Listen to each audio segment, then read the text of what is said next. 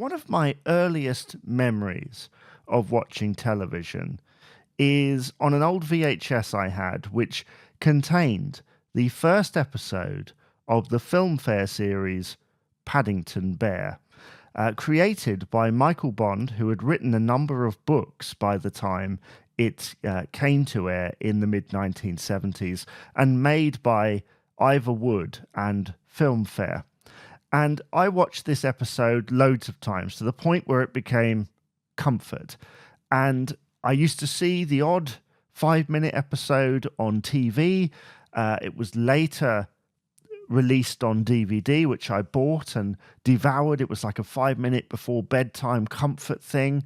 And I loved the style of it. It was just such a comforting program, with a 3D Paddington and a 2D background narrated beautifully by Michael Hordern. And I was delighted late last year when it was announced that Fabulous Films were not only going to be reissuing the original series, they were going to be restoring and remastering in a way that it hasn't had before, probably since it was made, right? Because they went, instead of going to the restorations from the mid-90s, they did something else with it. They went to 16mm film. They scoured the world looking for prints of this, and they scanned from there and restored. And it was, it was an interesting proposition. We didn't know what it was going to look like.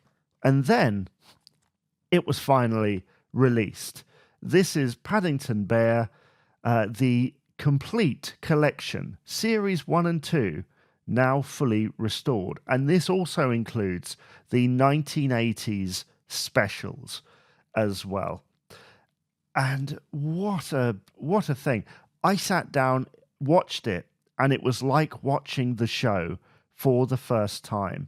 It cannot be underestimated how much that restoration has just opened up the entire world. And it is important, to preserve this, because I think as time went on, the old prints were starting to look they were starting to look a little bit faded, and it's about introducing it to a new generation. I mean, technically, I was introduced to it long after it had been on, like maybe 10 to 20 years afterwards.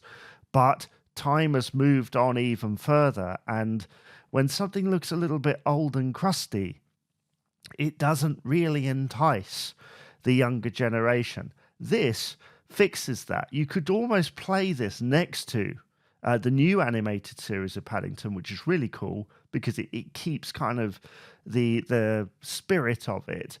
And yeah, I think it holds up incredibly well.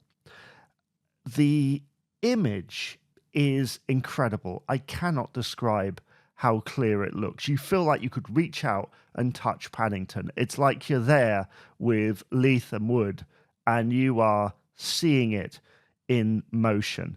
It does show up some of the sometimes inconsistencies in the animation, and that's what's going to happen when suddenly you're seeing a bunch of other detail, but it doesn't take away from the magic of it. It's just such a lovingly done restoration, and I think, as Barry Leaf in the features here says himself, it's like night and day.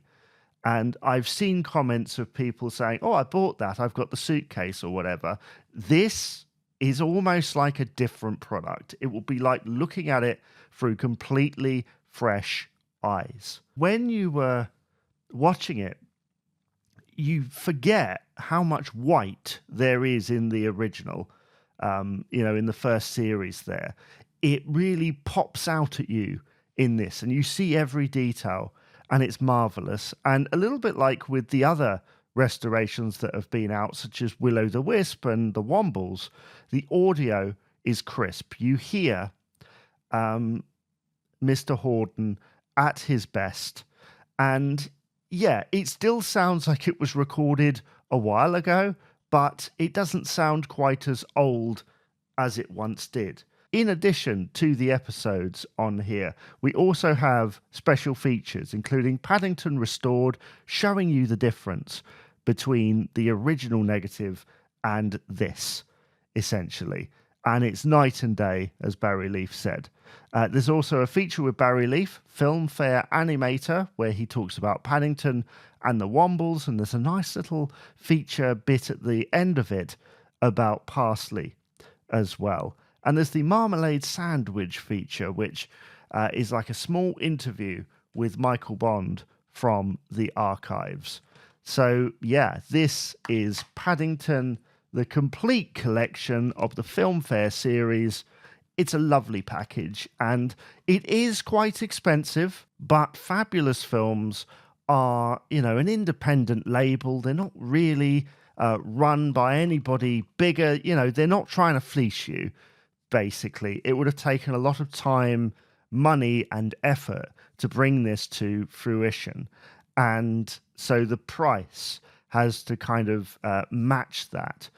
And so, yeah, I think it's worth it. If you are a huge fan of this series, as I am, and you grew up with this and you want to see it looking as good as it can ever look, really, but it could look better. I don't know. I didn't think it could look better than it did before, but they surprised me. Then definitely pick this up. So yeah, what do you think of this if you've bought it? Do let me know in the comments below. And if you haven't, what is your thoughts on the original series of Paddington? Do you like the art style? Do you like Michael Hordern's narration?